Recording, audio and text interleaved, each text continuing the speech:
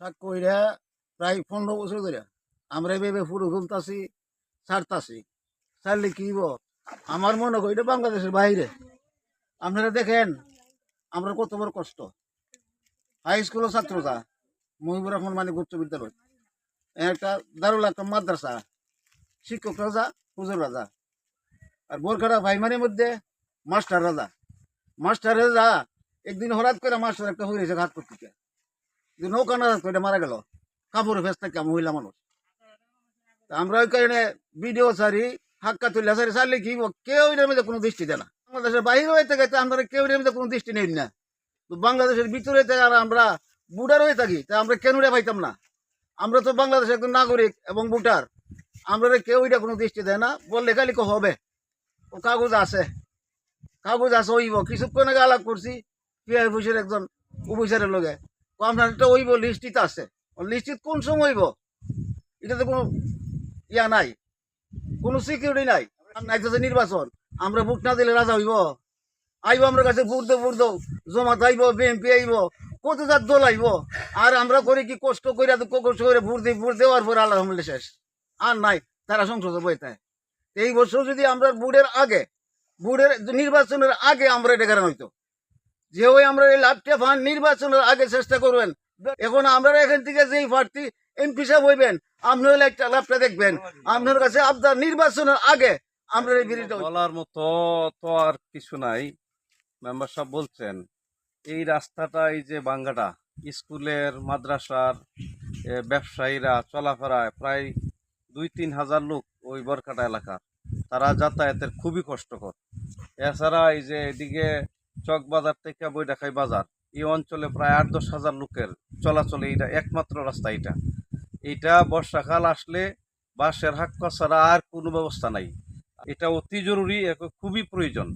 এটা যদি হয় তাইলে একদিকে স্কুল মাদ্রাসা কলেজের ছাত্ররা আসা যাওয়ার সুবিধা হবে, ব্যবসা বাণিজ্য যারা করে বাজার হাটের তাদের সুবিধা হবে, এলাকার মানুষের যাতায়াতের জন্য একটা ব্যবস্থা হবে।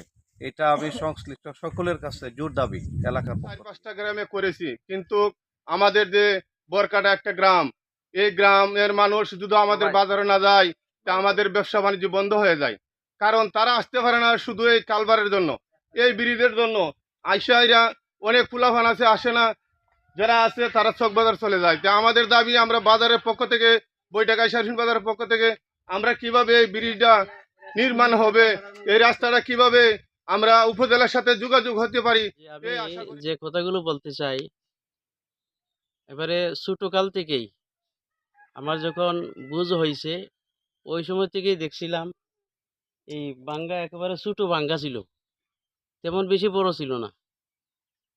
তো আস্তে আস্তে বড় হইতেছি আর শুনতেছি যে ওই জায়গাতে একটা ব্রিজ দেওয়া হবে।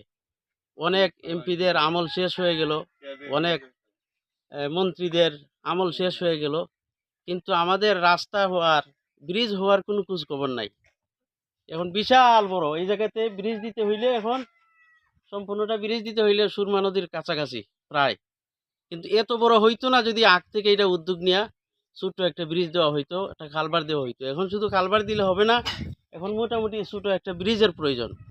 কারণ আমাদের গ্রামের অনেক মানুষ, আমাদের পার্শ্ববর্তী সারফিন বাজার, বৈটাখাই বাজারে ব্যবসায়ী আছেন, প্রত্যেক দিন ব্যবসা করতে তারা আসতে হয় খুব রিক্সের মাঝে।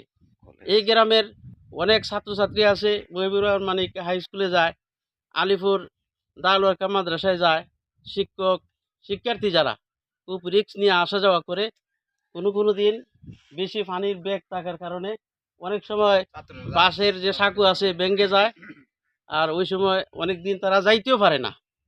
আমি এক মাদ্রাসার দায়িত্বে আছি, আমাদের লক্ষ্মীপুর ইউনিয়নের সুরমা নদীর এই উত্তর পারে সবচেয়ে বড় পুরাতন যে মাদ্রাসা, জামিয়া ইসলামী আশরাফুল উলুম মাদ্রাসা, এটা মহিলা মাদ্রাসা, নুরানি হিফ শাখা সহ মহিলা মাদ্রাসা। জন্য এই মাদ্রাসায় তারা যাওয়ার জন্য অনেক চেষ্টা করে, কিন্তু এই যে পার্শ্ববর্তী গ্রাম বৈটাখাই, আলিপুর, হাসনবাহার, এই অত্র অঞ্চলের মেয়েরা শুধু এই রাস্তার কারণে দিনই শিক্ষা থেকে বঞ্চিত।